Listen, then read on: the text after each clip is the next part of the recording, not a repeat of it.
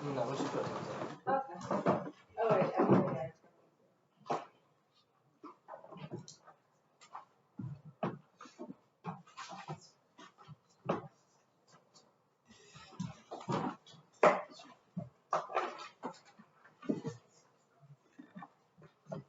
Okay, is everyone ready?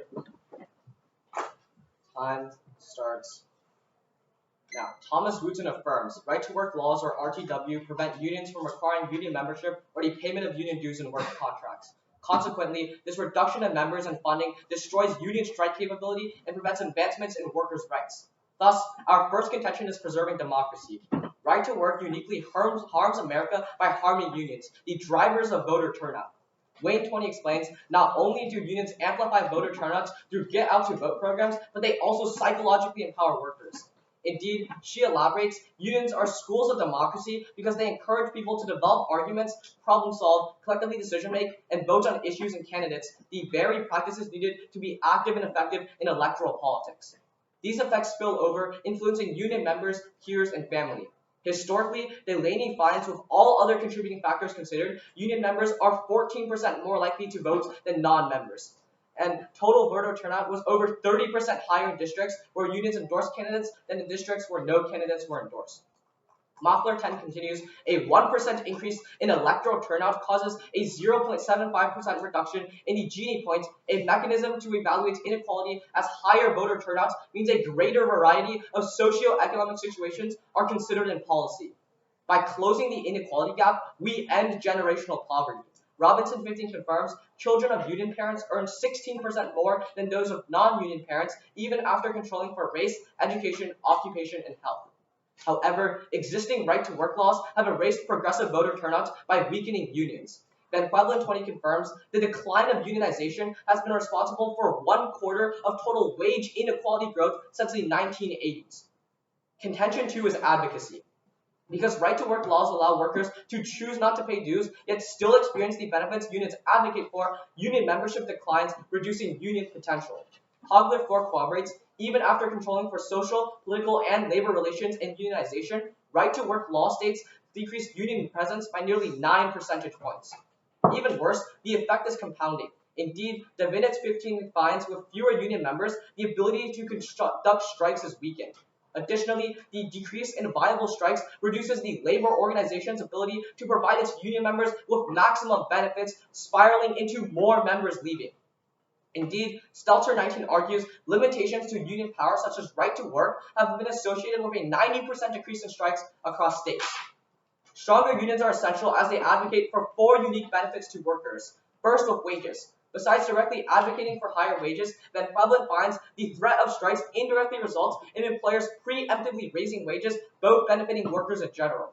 Indeed, TIU 16 quantifies the fact for finding for every $1 paid in dues, a union member gets back more than $6 in after-tax income. In total, Parallel 22 finds unionization throughout one's career is associated with a $1.3 million average increase in lifetime earnings. Second, with personal benefits. Because of union advocacy for workers' health, Michelle finds unionized workers are 28% more likely to have employer-provided health insurance and 54% more likely to be employer-provided pension plans. Third, with workplace safety. McNicholas 20 finds where workers have been able to act collectively through their union, they have secured enhanced safety measures. Hence, in weak union states like right-to-work ones, IBEW 21 finds there are 50% more on-the-job fatalities. Fourth, with long-term job retention. Glass 21 explains strong union contracts create more stable jobs with protections that allow workers to dispute employer decisions, ensuring workers can stay with a single employer for a long time. Maintaining a job is crucial as Auto 11 finds when workers are involuntarily laid off during recession, they suffer a 25% loss in earnings even 6 years following displacement. These effects compound onto each other as LaRouche finds unions can enhance productivity by improving communication, and Manzo 15 concludes American unions have raised productivity in these sectors by 10% and increased economic output by $2.25 billion. Thus, we affirm. Any other? I'm all good. Okay.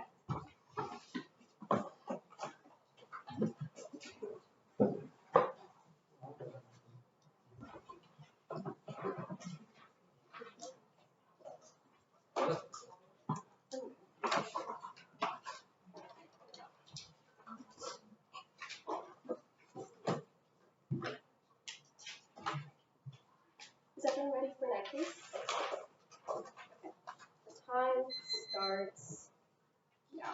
Salmonine against. Contention 1 is the new frontier. Unions put workers second and political influence first. Mix 22 writes that union officials prioritize union boss power even though worker rights are diminished. When workers must pay, workers' interests take a backseat to maintaining political influence needed to keep dues flowing. Right to work solves in 2 ways. First, Macritus 19 writes that a right to work laws encourage unions to be more competitive in what they offer members. Absent right to work, unions have reduced incentive to provide value-added services. However, right to work encourages collaboration between employers and unions. And second, Mill 719 writes that right to work laws allow people who didn't like the union to begin with to opt out. Zillow 21 writes that in the years following right to work law, internal membership discord drops by 75%. As a result, right to work increases the presence of positive unions while killing off bad ones. Bernuccio 16 writes that between 2005 and 2015, union membership grew in right to work states by about 1.3%, but fell around 9% in non-right to work states. This is key. As a result, happier workers and less discord. Hicks 16 writes that total productivity in non-right to work states was about 57% of right to work states, and firm level analysis found right to work states achieved higher productivity as well. This is key, as McKinsey 23 writes that on a country scale, productivity can increase wages for employees. Stagnating productivity can spell serious trouble for individuals, organizations, and nations, which is why the Hicks 13 concludes right to work increased economic growth by 11.5%. Ultimately, WHO 9 concludes that a 1% rise in GDP creates 1 million jobs. Contention 2 is construction. 421 writes that construction failure is attributed to higher construction costs. Union status directly increases costs by disincentivizing bidding on projects and reducing contractor flexibility. Developers respond by proposing smaller projects. With that, subsidize homes. Deneen writes that the Bay Area's largest housing project would have established 13,000 units, but a project-wide labor agreement made it an all-union development, which raised construction costs and cuts the project's profit margin from 17% to an actual loss in profit. Therefore, the contractor suspended the work because of the labor dispute. Unfortunately, Kristen 20 writes that construction trade unions now obtain a monopoly from the government for private work, even as demand for housing that's affordable exceeds supply. Construction has not occurred. And Balsaman 18 writes that while building new housing is critical to solving housing shortages, costs have risen so much that the developer no longer makes a profit and projects never break ground. That's why today Arnold 22 writes that home prices are up more than 30%, making home ownership unaffordable for millions. And NL 20 quantifies there is a shortage of more than 7 million homes for low-income families, and housing is key to reducing intergenerational poverty. As GDP growth would have been 14% higher, families had better access to affordable housing.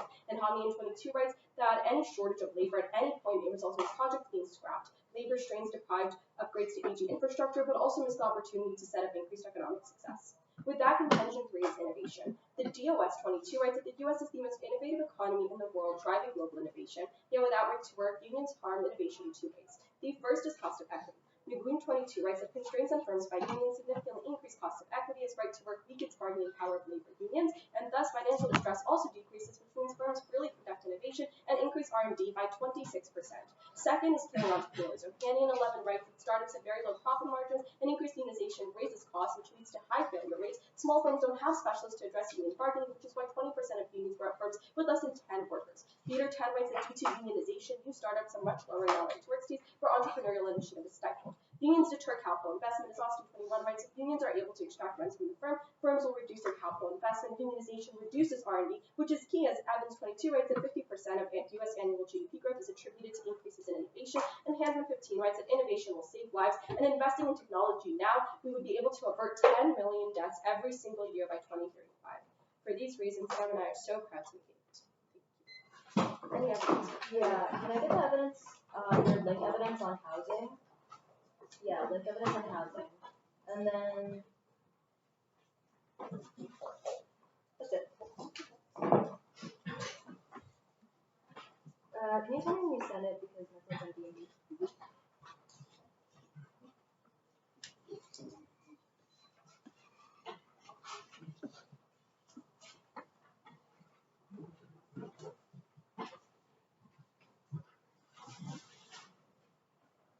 Okay, so I just sent one card. If you want another one, let me know. So Whatever your link evidence is, I want. right, so this one says that unions did. Okay. Stop. Then that should be good enough. Let me just refresh.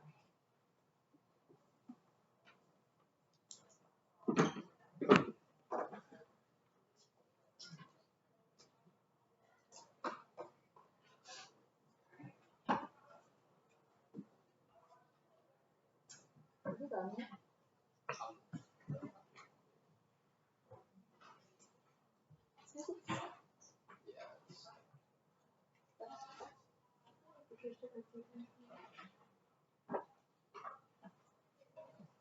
Let me just do it.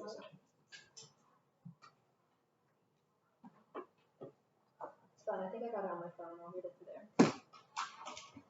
You have this question. Okay.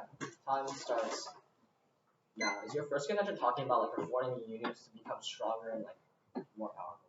Well, all that our first contention really says is that what right to work laws do is they take unions, and we're not necessarily saying that everything that unions do are bad. We're just saying that what right to work does is it improves the conditions of unions in order to make them more amenable for the different things that you're talking about, such as advocating for higher wages, better healthcare access, insurance, etc. Right, but in doing so, you also like your own argument is like become like more competitive, right? So why does this not like fundamentally contradict both of your other arguments? It doesn't contradict the other arguments because what it says is that there's still going to be a lot more people in the unions. For example, we give the evidence that says that there was a rise in about 9% in right to work states relative to unions. Wait, that is like precisely the point, right? If there are people increasing in these unions and the union power is going up per your first contention, your second contention and your third contention are talking about why unions are bad. So right. This is a contradiction. What happens in our second and third contention is that there are problems arising within unions. The reason those problems happen is because we don't have right to work laws there. As soon as you have right to work laws in other states, these problems don't happen, and that's why you look to the first contention, which gives you the inherent warranting as to why these problems don't happen in right to work states. That is simply not true because the reason you read me why like right to work law solves for like innovation and like housing crises is because it decreases union power. But the reason that this is a contradiction is because your first contention, which we just agreed to, is about like increasing union membership. We're not saying we're decreasing union power. We're saying we're increasing unions' ability to leverage this power by passing right to work laws. That doesn't mean that there's necessarily going to be worse unions or that they're still going to be able to do these conditions, such as the project labor agreements that cause a housing crisis. Do you mind if I have a question? It's been more than half an hour. Thanks. If we go to your case, specifically on democracy, so you're telling us that more people voting would decrease inequality, correct? Yeah. And you say that all that your evidence said is that it's more considered in policy. Yeah.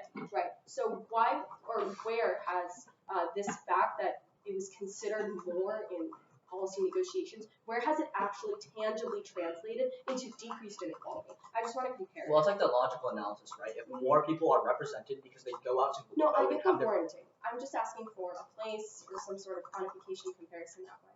Well, I mean, the evidence finds that like it's been like 1% increase in electoral turnout causes a 0.75%, 0.5.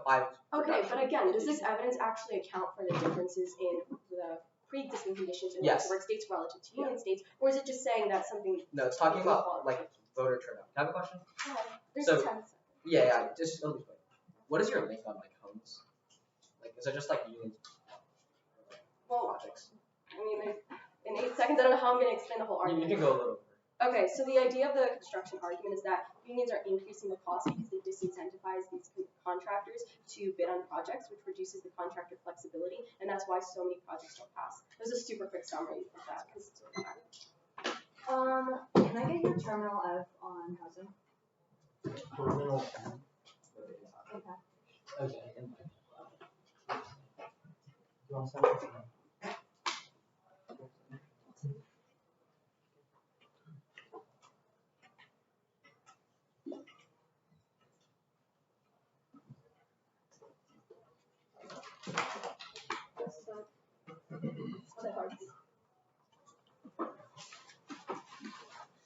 I'll check it on my phone when I get it again.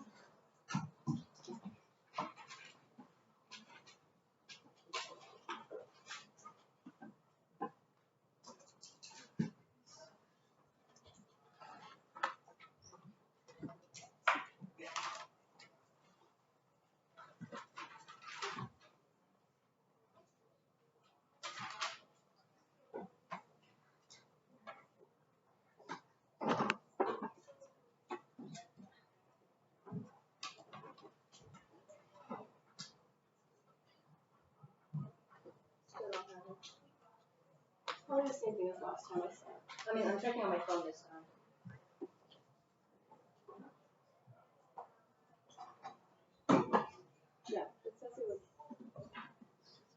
I mean, did the judges receive it?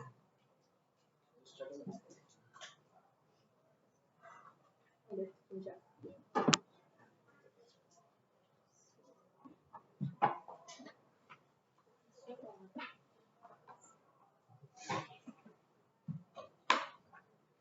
Pepper start now.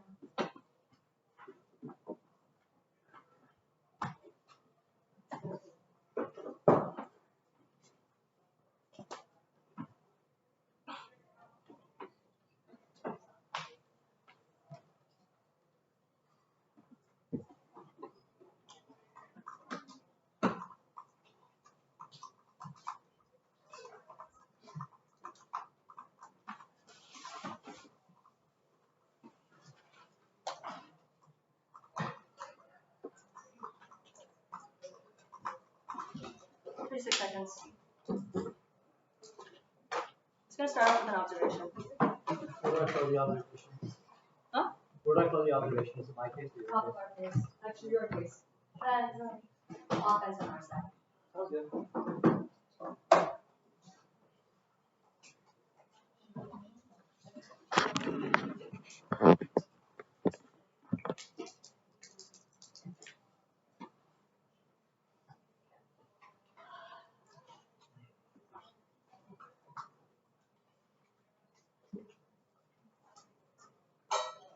Sorry, my dog's cooking. Alright.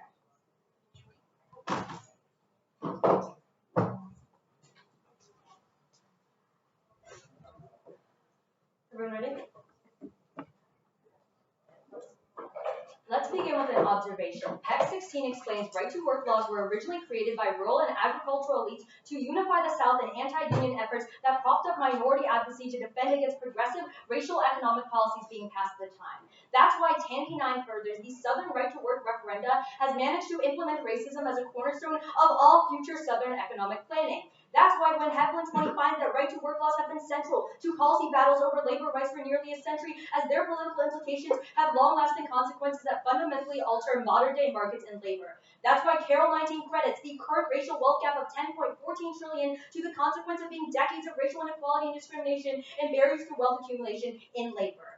But then, let's go into their arguments on their corruption. One, as Aaron points out in Crossfire, their arguments are fundamentally contradictory. If unions are stronger because they reform, they have higher success rates, i.e. raising wages, making labor costs higher and deterring investment in innovation as investors reject high labor costs and strike potential when considering investing. But then, let's go on to their individual arguments. One, they don't actually retain more members. Benefit spiking doesn't mean that the reasoning behind free riding doesn't exist anymore. People still don't want to pay dues if they can also get benefits. But on to reform in general, their arguments are really bad because if you look at it, the 1% increase in membership was for one state, while ours is a lot more holistic. Code 19 finds that non-RTW states had 3 times more strikes, and considering strikes is the only way they get their benefits, you have to prefer that. Besides that, corruption isn't even that widespread. Master 18 finds that the total number of corruption investigations accounts for less than 1/2 of 1% of reporting organizations. That's a 0.05%. But then, their argument still doesn't make sense because the DOJ 20 finds that the federal government has prosecuted unions like the UAW for corruption and enforced reform and oversight in the aftermath. The union reforms that they're talking about happen because the government forces them to, not because unions independently advocate to do so.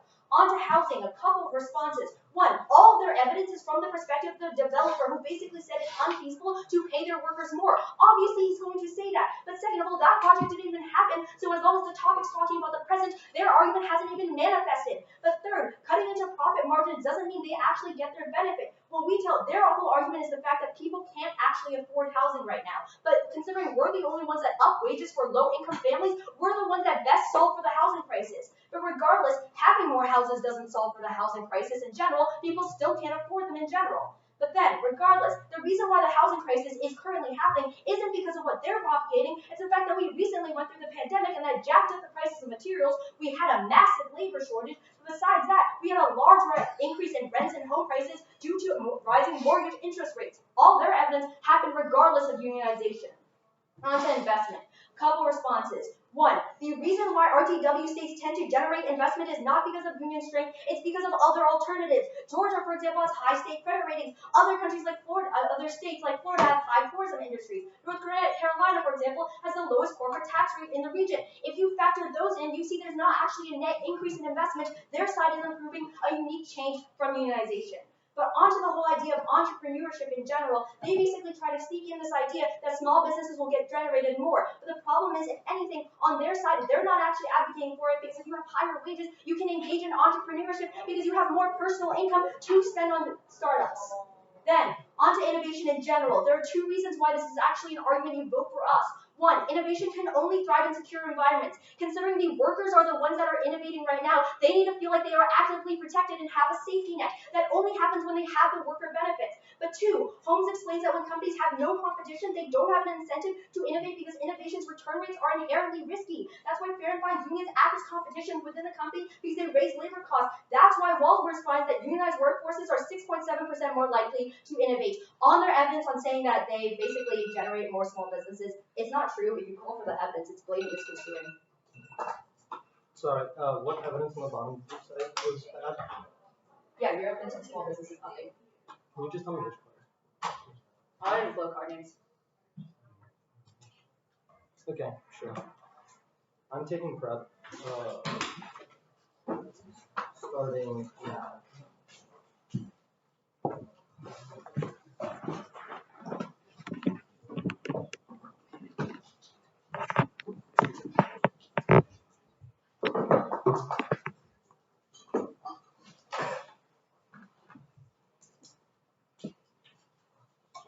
Okay, 20 seconds here.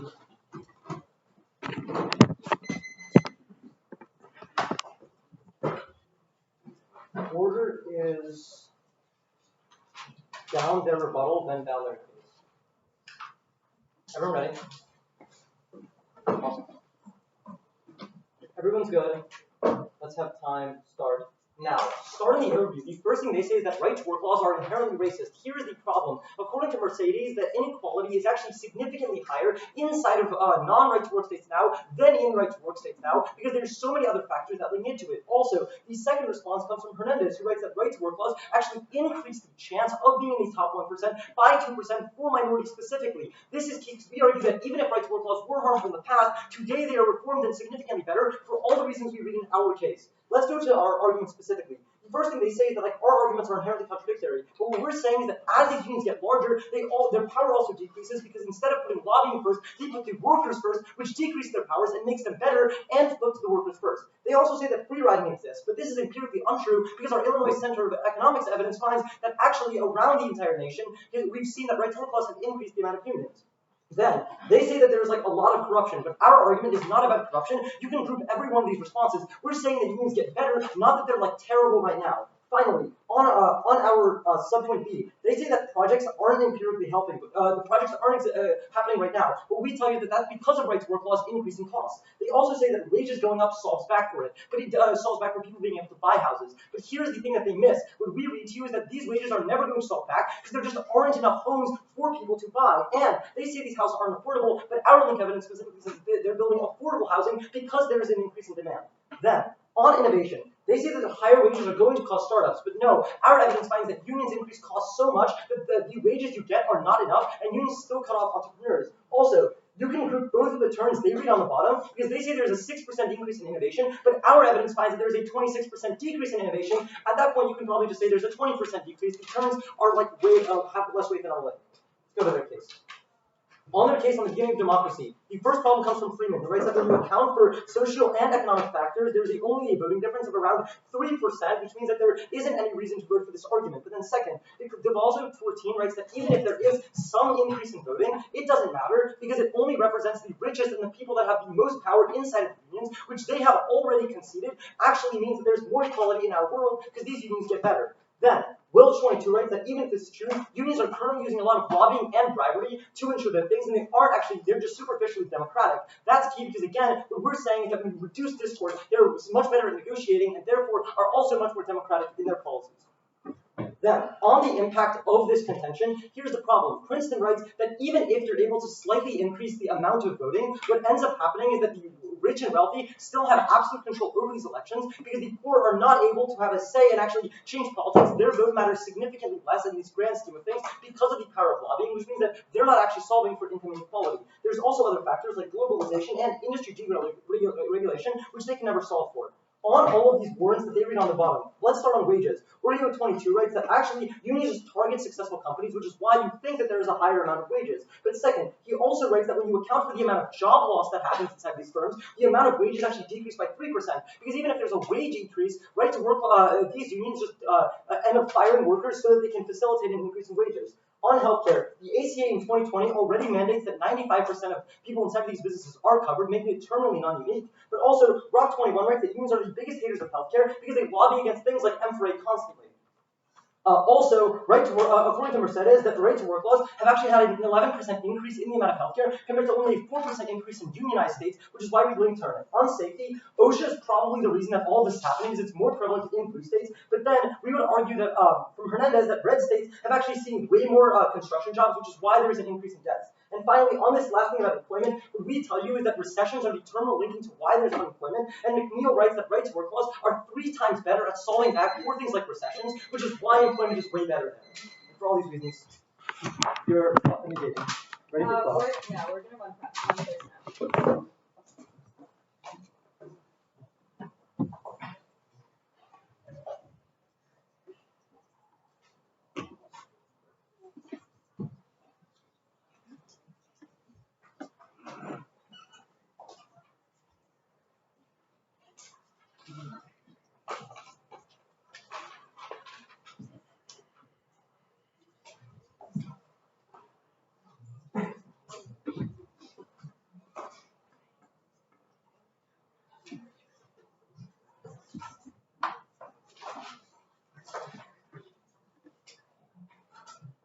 Wait, actually, can we get the evidence that says they only target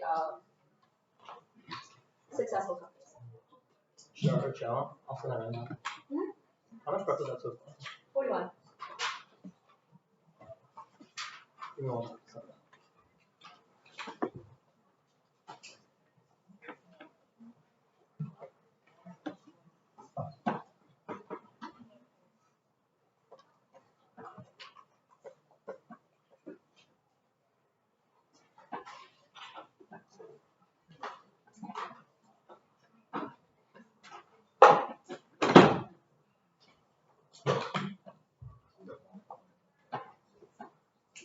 Okay, I just ended. Urcello is also the turn I read on that section, so it's like the bottom part. The top of the part is the turn. The bottom part is the part you call. Just for clarity. Okay. Yeah, no, it's just 1 card, so I just sent all of it. Can you pull it up? I don't think it's blind. Yeah. We'll just resume prep and we see it.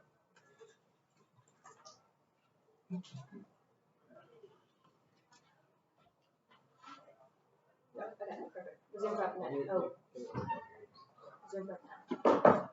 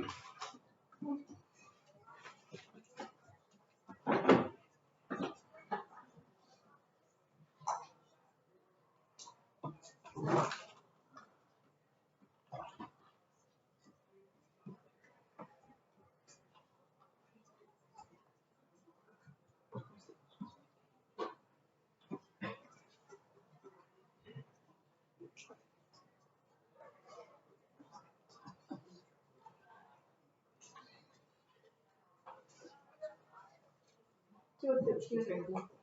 2 total. Can I back your first question? Okay, good. How did OSHA get passed? You're probably gonna say unions. All right, perfect. You want a question? So wait, let me just explain why that doesn't matter. As you said yourself, this topic is not talking about what happened 60 years ago. I would agree When did I that say probably that? unions were real. I would say that unions maybe were good like 60 years ago, but what we say is that now that OSHA exists, and it exists absent unions completely, that's why there's all solvency to your argument. I'm going to take a question. Okay. Why do unions strike?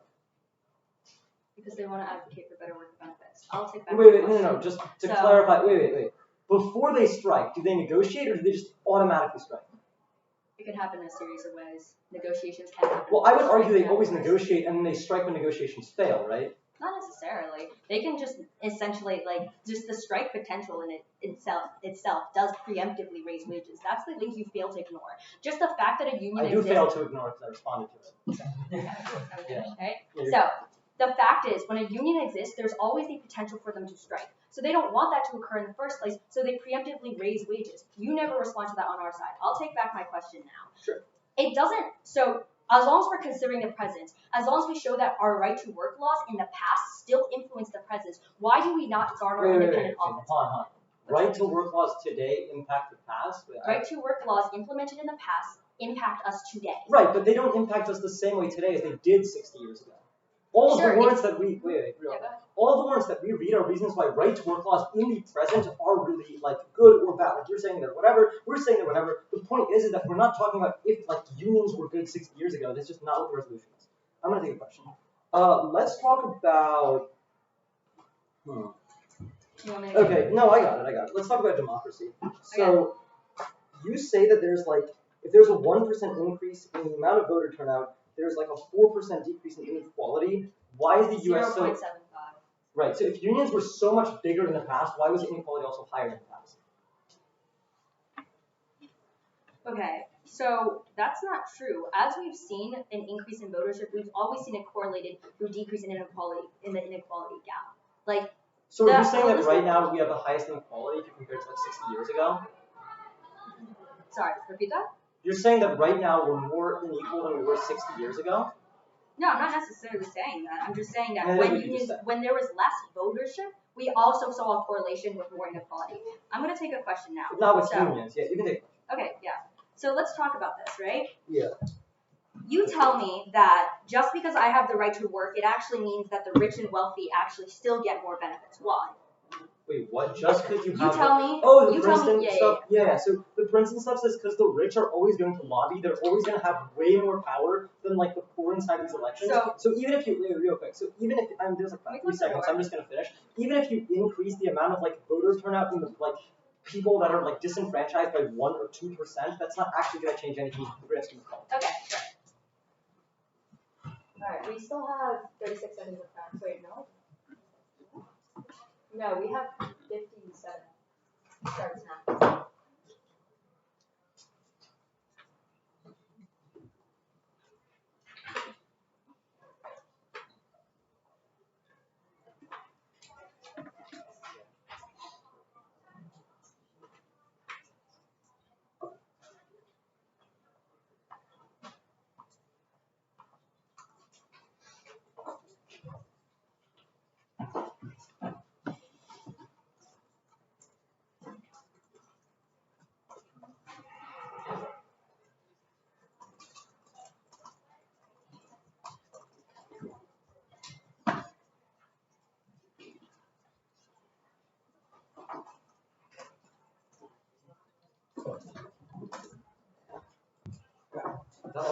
Yeah, there's 7 seconds left.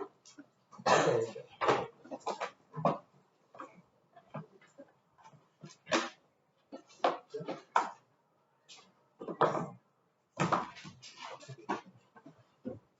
Alright. We're just gonna start on the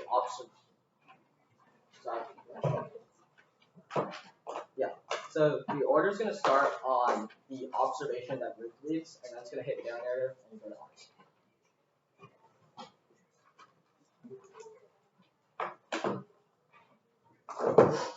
Is anybody not ready? Okay.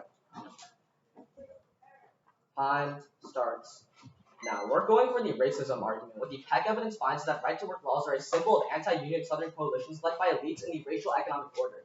This allowed Southern referenda to incorporate racial moderation into the economy, which is why the Van Quellen evidence is really good. He explains that right-to-work laws have long-lasting political resonance, and these laws have fundamentally structured labor markets, which means that right-to-work is a root cause to all exclusionary labor policies, which is fundamentally conceded in the debate round. The only responses that they read is number one, the comparison that it's like inequality is higher in non-right-to-work states. This does not matter because what we would argue is that the right-to-work policies stemmed off of these all-racial policies, which is why they spread to these non-right-to-work states anyways, which means that even if there's a comparative today between these two, it all starts from right-to-work policies themselves. This does not respond to the argument. The second thing they say is that right-to-work laws increase the help poor people get to the top 1%. Number one, there's no work for this. But number two, that we if you're giving poor people more money, that's probably good.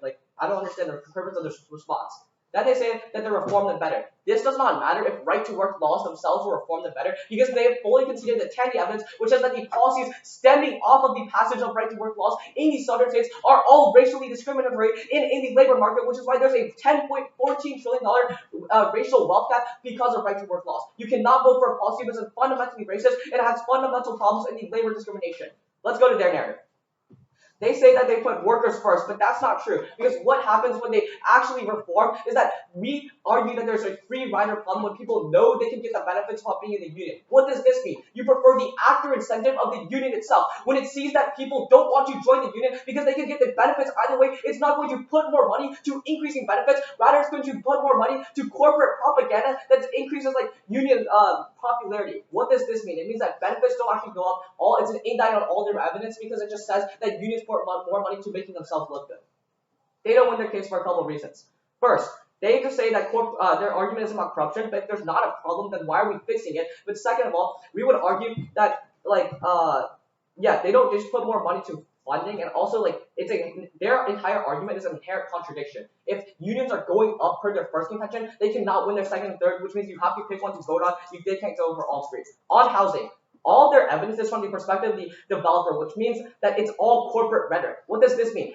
Obviously, companies are able to pay higher wages. They just want you to think that they don't have to do that, which is why they launch out this stuff that they would have to lay off people, which also responds to the layoff arguments on our side. This means that they're obviously not able to cut off projects. But also, if their argument was true, we've had right-to-work laws, these housing projects would have happened, and the pandemic has also been there, and yet we've not seen these housing projects been developed because the pandemic is the actual reason why there's a housing crisis, not that. On innovation, they just tell you, don't let the numbers confuse you. The logical warranty is not responded to. What we tell you is that when workers have the benefits that unions advocate for, they are able to have better innovation, which is better because it doesn't matter if the company's going after it. If the workers themselves are the ones doing the innovation, if they're able to be more productive, then innovation goes up. All the benefits are on the app. Vote app. For that, we haven't beginning yet. Perhaps starting. We did 30 seconds. Perhaps starting.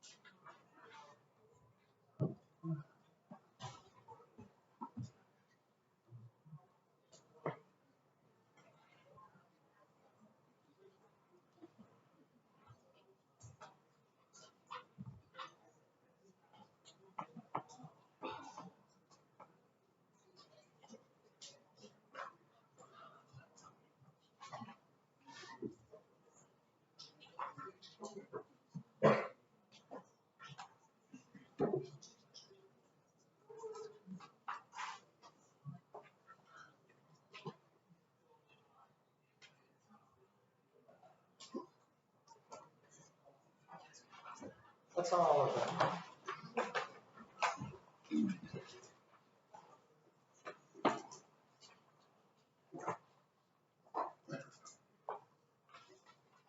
We're just going to be our case there. Is everybody ready? Time starts.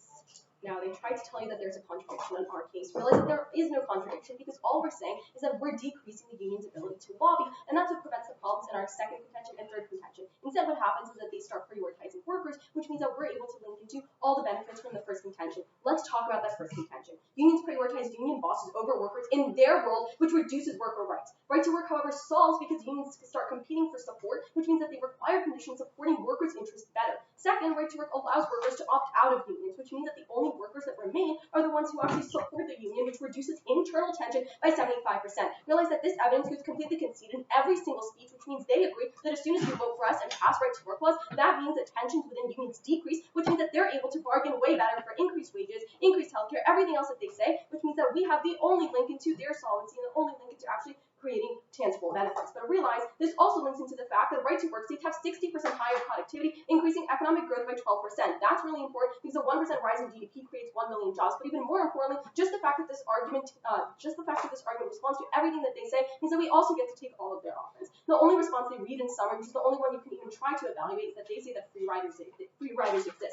But realize they say there's a free rider problem, but the exact point is that discord decreases because there's no longer nobody in the union who doesn't want to be, which means that the free rider problem, which they say actually decreases this discord and allows for unions to be way more effective, which is why empirically you see that there's much higher wages by around 3% in right to work states relative to non-right to work states, and you see that more health coverage, etc. Let's quickly on housing. They say that they increase wages and that's a better solvency, but again, they can see the meta-analysis that found that in right to work states, wages actually increase relative to non-right to work states. Let's tell you why you should vote on this argument, and you don't even have to evaluate anything on their case. That's because their summary has zero weighing in this debate. First, we're the only ones who provide weighing on magnitude. They only impact minority wealth and right to work states with their racism argument, whereas we link into 12% of US GDP, which they conceded increases productivity and links into millions of jobs for people in the lowest income brackets. But second, their case isn't even topical at this point because we agreed that we're only talking about future harm. We always prefer our case because it talks about about right to work now, not right to work 60 years ago. The resolution literally says benefits, not benefited.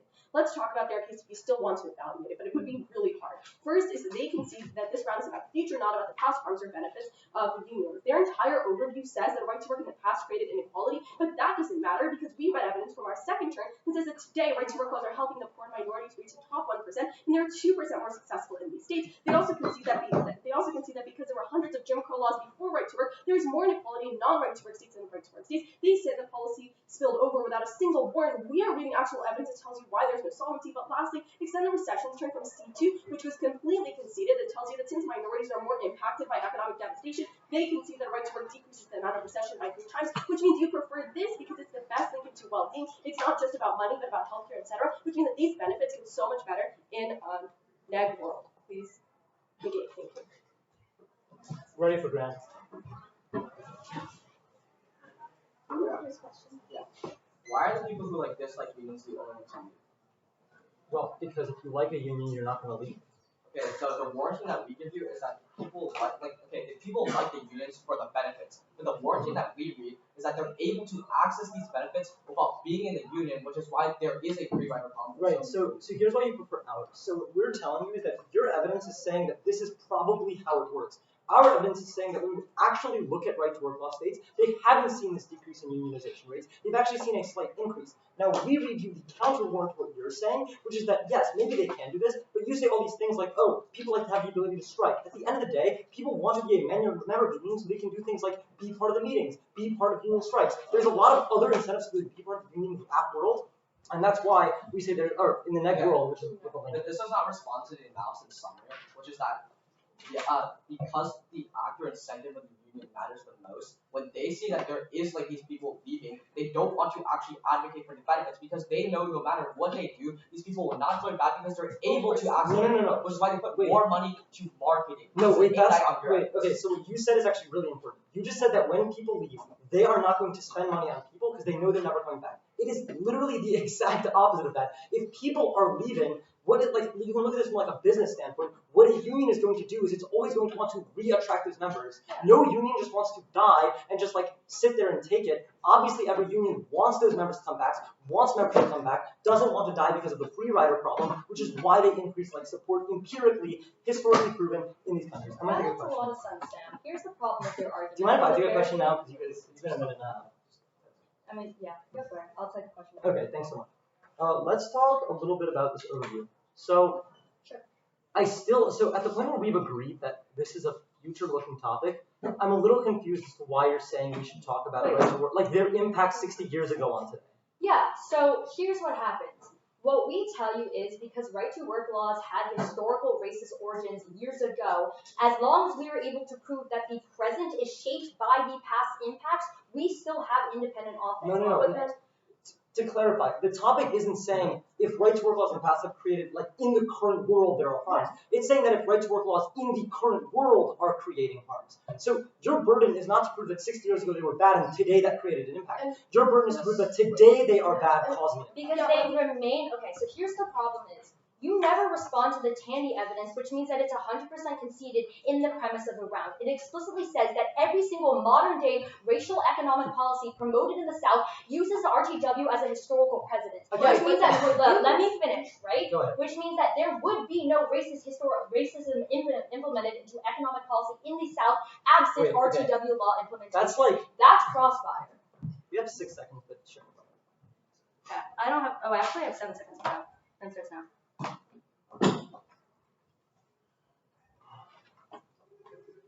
Okay, good.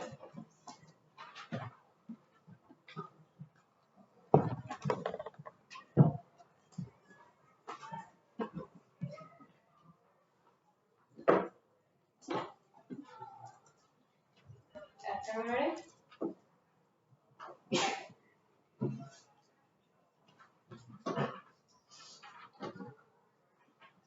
As long as the affirmative is able to prove that past actions have present impacts, we win.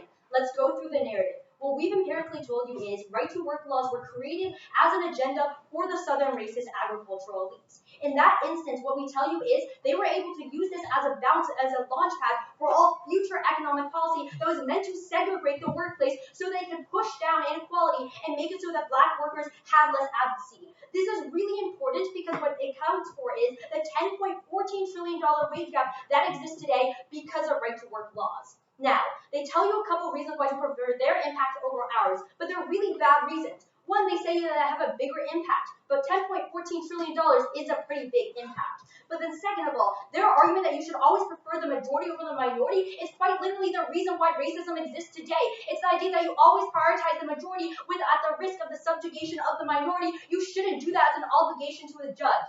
But then besides that, we say the other response they tell you is that their productivity argument is a reason why you vote for them. But we argue that productivity, considering it's generated by the workers, never happens if they're constantly feeling like they're being targeted. They don't get at the same resources that we have. They don't get the same benefits as we have. In that instance, we say innovation can never occur. The evidence they empirically drop is that unionized workforces always have 6.71% higher innovation, which means even if you believe that recession is the better impact, we're the ones that account for it because innovation drives the economy.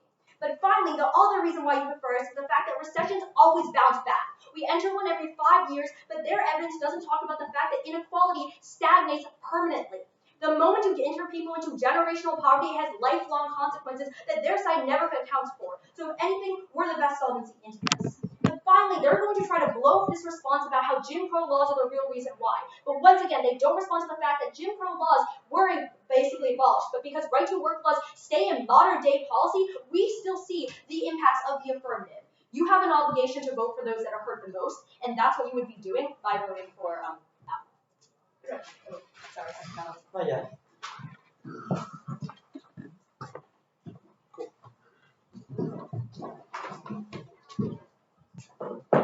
Order is our case, the weighing, and their case.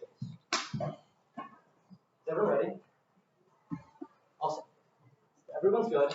Let's have time to start now. Let's begin our case because it is functionally conceded inside of the first final. What we tell you is that unions prioritize union bosses over workers, which reduces worker rights overall. Right to work law therefore stalls as unions compete to support requirement conditions that actually help these workers. As a result, discourse reduces by 75% and productivity increases by over 60%. They've also conceded that this increases economic growth by 12%, which is key as a 1% rise in GDP links into 1 million jobs.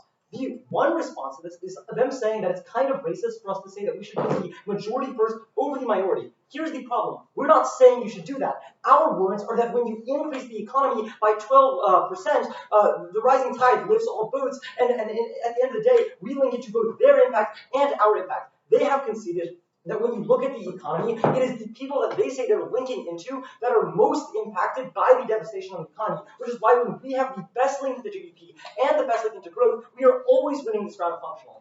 But then, let's go to their case, because there's no way you're voting for it. The one word that you need to put on your ballot is the word benefits. This topic is not asking you if right to work laws had a historic bad thing that currently impacts us in the future. It's asking us how right to work laws benefits us now or does not benefit us now. As a result of that, they've conceded two things. One, they've conceded that today, right to work laws actually make it easier for minorities to have wealth accumulation inside of these states, increasing it by the chance of them being in the 1% by over 2%, which turns everything they say. The second thing they've conceded that is an even easier place to vote is on the recessions term. They just say that you shouldn't look at recessions because they have this link into innovation. What we tell you is that you do, because since minorities are the ones that are most impacted by these recessions, at the end of the day, we decrease the amount of recessions by 3 times, which once again functionally turns their case. So at the end of this round, you know that we have the largest impact into the economy, the largest one into the GDP, and we're actually resolutional because we're talking about how right to work laws are currently harmful or beneficial, which is what the topic is asking. And for all these reasons, I urge that you take it.